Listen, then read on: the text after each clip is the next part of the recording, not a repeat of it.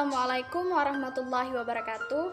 Perkenalkan, nama saya Murjiah, NIM 190101110483. Video ini dibuat untuk memenuhi salah satu tugas mata kuliah biologi sel yang diampu oleh Ibu Nida Humaida MSI, dan juga untuk menginformasikan kepada teman-teman semua tentang dua tema.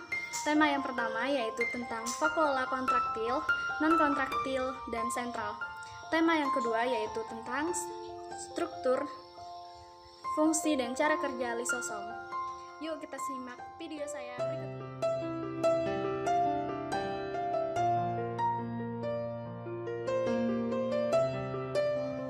Sebelum kita membahas tentang jenis-jenis vakuola, kita ulangi dulu apa itu vakuola.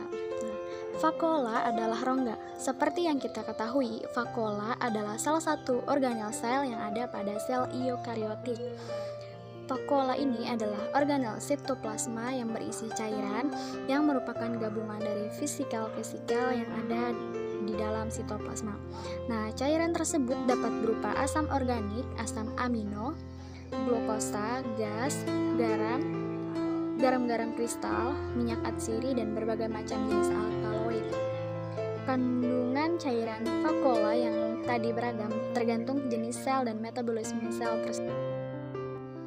Nah, pada Paramecium caudatum ini terdapat vakuola makanan atau yang disebut dengan vakuola non-kontraktil dan juga vakuola kontraktil. Bisa dilihat pada gambar.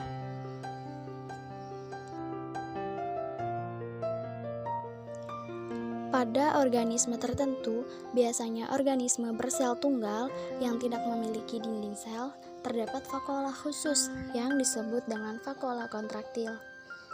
Nah, jadi vakuola kontraktil ini adalah organel yang memompa kelebihan air pada kebanyakan sel protista air tawar.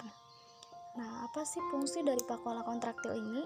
Jawabannya yaitu berfungsi sebagai pengatur konsentrasi air di dalam sel. Jadi fungsinya tadi untuk mengatur konsentrasi air di dalam sel. Nah, selanjutnya itu bagaimana sih cara kerja vakuola kontraktil tersebut? Nah, jadi cara kerja vakuola ini yaitu memerlukan sejumlah larutan dan juga pelarut dalam sel. Pada dasarnya, pelarut atau air harus seimbang dengan zat terlarut atau material lain. Karena sel bekerja dengan osmosis, air bergerak melintasi membran semi-permeable, air bergerak ke konsentrasi air yang lebih rendah dan konsentrasi zat terlarut yang lebih tinggi. Jika terlalu banyak air, vakuola kontraktil ini berfungsi memompa keluar air. Ini membantu melindungi sel.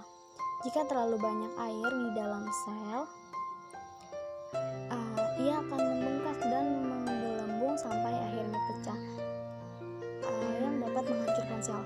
Nah, vakuola kontraktil ini mengawasi keadaan tersebut. Mereka berkembang ketika air masuk. Vakuola kontraktil ini berkembang ketika air masuk yang disebut dengan diastol, dan berkontraksi ketika diisi dengan air, membawa air bersama dengan limbah keluar disebut dengan sistol.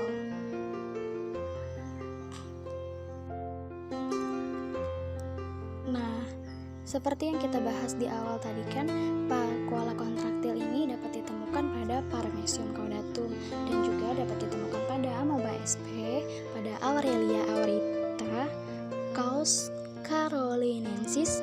Biasanya memiliki vakuola kontraktil dalam jumlah besar.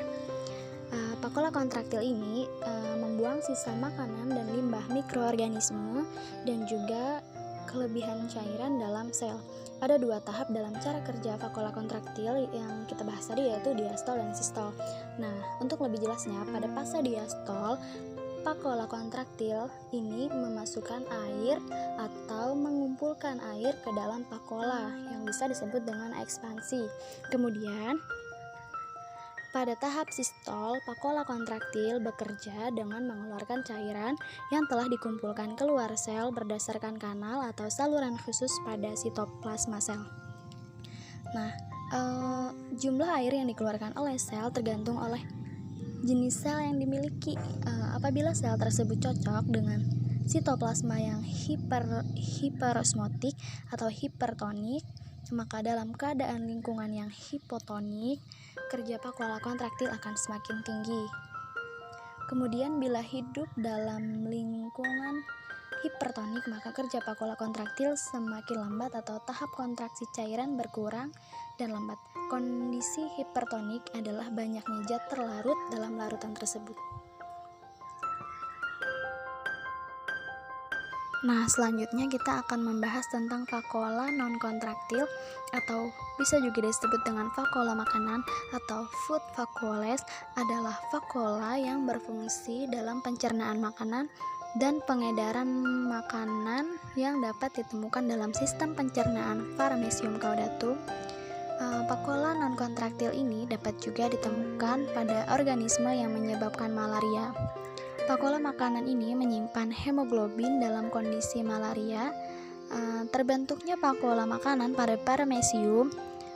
Vakuola makanan pada paramecium terbentuk karena adanya makanan yang masuk melalui ciliata, kemudian masuk ke dalam vestibulum, lalu ke paring. Proses terbentuknya vakuola makanan dimulai saat cairan makanan yang masuk di ujung faring mendorong membran yang kemudian membentuk kantong yang disebut esophageal sac atau kantong esofagus. Nah, ketika kantong esofagus membesar, partikel-partikel yang berukuran suspensi berkonsentrasi lebih padat dalam sitoplasma. Kemudian, sebagian kantong esofagus ini dikontraksikan menjadi vakuola makanan akibat aksi serat pada kantong esofagus. Pati atau amilum serta mikroorganisme yang dicerna di dalam vakuola makanan atau vakuola kontraktil ini dibantu dengan bantuan enzim pencernaan.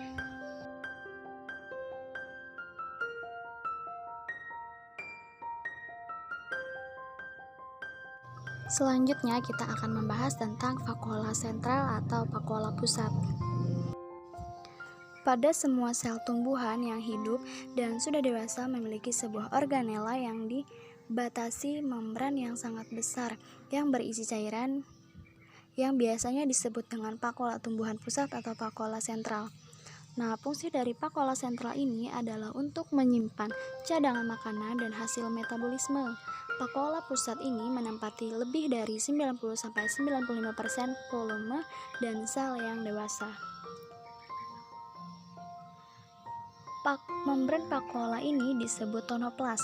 Tonoplas sangat tidak permeabel terhadap air dan materi-materi yang larut dalam air. Oke, selanjutnya kita akan membahas tentang tema yang kedua, yaitu struktur, fungsi, dan mekanisme kerja lisosom. Lisosom merupakan organel sel berukuran sangat kecil, berbentuk bulat, dan berdiameter sekitar 0,25 hingga 0,5 mikrometer. Lisosom ini merupakan organel sel yang banyak berisi enzim pencernaan yang berasal dari mekanisme kerja oleh retikulum endoplasma dan aparatus Golgi, di mana keberadaan enzim pencernaan dalam membran tersebut menjadikan komposisi lisosom berbeda dengan kondisi lingkungan sekitar, yaitu kitosol. Organel ini baru ditemukan oleh Christian de Duve pada tahun 1955 berdasarkan pemeriksaan-pemeriksaan secara biokimia dan tidak dapat dilihat secara jelas dengan menggunakan mikroskop cahaya.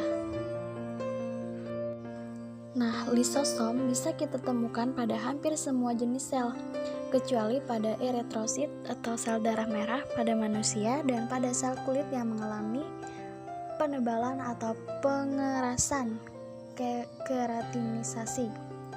Kebanyakan berada dalam sel hewan yang bertanggung jawab untuk menguraikan komponen yang sudah tidak dibutuhkan sel, kemudian dicerna sebagai molekul yang lebih sederhana. Lisosom ini memiliki struktur yang sangat sederhana karena mereka adalah sebuah membran tunggal yang terbuat dari lapisan ganda lipid yang membungkus cairan mengandung berbagai enzim hidrolitik. Enzim hidrolitik adalah suatu enzim yang memiliki kemampuan untuk mencerna setiap makromolekul secara intraseluler. Lisosom ini dikelilingi oleh membran yang terdiri dari fosfolipid yang memisahkan interior lisosom dari lingkungan eksternal membran. Fosfolipid ini adalah molekul seluler yang sama membentuk membran sel yang mengelilingi semua sel. Lisosom di dalam gelembung lisosom ini terdapat bermacam-macam enzim hidrolitik seperti protease, nuklease, glikosidase atau enzim pemisah glukosa, lipase, fosfolipase, fosfatase, dan lain-lainnya. Nah, semua enzim tadi mampu aktif pada keadaan pH 5 karena enzim hidrolitik berfungsi paling baik pada pH ini daripada pH netral sel lainnya. Enzim-enzim ini dibuat oleh ribosom yang menempel pada retikulum endoplasma dan ditampung dalam retikulum endoplasma bergranula.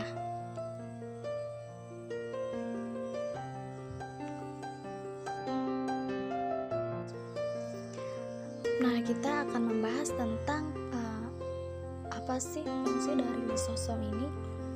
Kalau fungsi umum lisosom yaitu untuk merombak, membuat sel aman dari serangan benda asing. Nah, kalau ada juga fungsi lisosom yang lainnya yaitu beberapa diantaranya.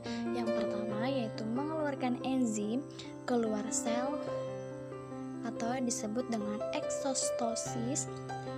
Untuk material sekitar sel, mencerna atau merombak material dari dalam sel yang disebut dengan autofagi. Fusi dengan vakuola dalam sel, mencerna organel yang rusak. Yang ketiga yaitu mencerna atau merombak material dari luar sel yang disebut dengan heterofagi. Fusi dengan vakuola dari luar sel, fagositik, pinositik, indositik, molekul yang melekat pada permukaan membran sel. Yang keempat yaitu berfungsi sebagai autolisis sel.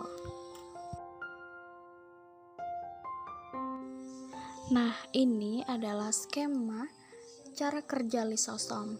Mohon maaf, gambarnya kurang jelas. Bisa dilihat pada paper yang saya bagikan di grup WhatsApp. Yuk kita simak beberapa skema kerja lisosom. Nah, dari gambar skema cara kerja lisosom tadi dapat dilihat bahwa lisosom primer yang berasal dari physical secretories akan melakukan 5 jenis kegiatan, yaitu yang pertama mengeluarkan enzim dari dalam sel dalam proses sekresi. Yang kedua yaitu mengadakan fusi dengan mitokondria yang telah mati dan bertindak sebagai sitolisosom. Yang ketiga, mengadakan fusi dengan fisikal pinositosis. Yang keempat, mengadakan fusi dengan fagosom. Yang kelima, mengadakan fusi dengan lisosom lain untuk membentuk badan multivesikuler. Nah, beberapa teori mengatakan bahwa lisosom melakukan mekanisme pencernaan apabila sudah tergabung dengan bahan yang siap dicerna dan berubah dari lisosom primer menjadi lisosom sekunder. Bahan yang dicerna dapat berasal dari luar sel maupun dari dalam sel itu sendiri melalui mekanisme autolisosom. Nah, kalau dalam proses autofagi, lisosom ini mencerna organel yang tidak berfungsi dengan benar. Mungkin organel yang rusak. Kalau pada sel-sel sekunder yang menghasilkan enzim-enzim tertentu, maka lisosom primer akan langsung menuju ke pinggir sel dan akan menempel pada membran plasma serta mengeluarkan enzim dari dalam sel, sedangkan lisosom yang mengandung enzim-enzim hidrolitik akan menetap dalam sitoplasma dan akan berfungsi apabila ada bahan atau benda yang perlu dihancurkan. Mungkin ini saja yang dapat saya sampaikan. Semoga dapat dipahami dan semoga bermanfaat untuk kita semua. Terima kasih sudah menonton video ini, dan terima kasih untuk semuanya. Wassalamualaikum warahmatullahi wabarakatuh.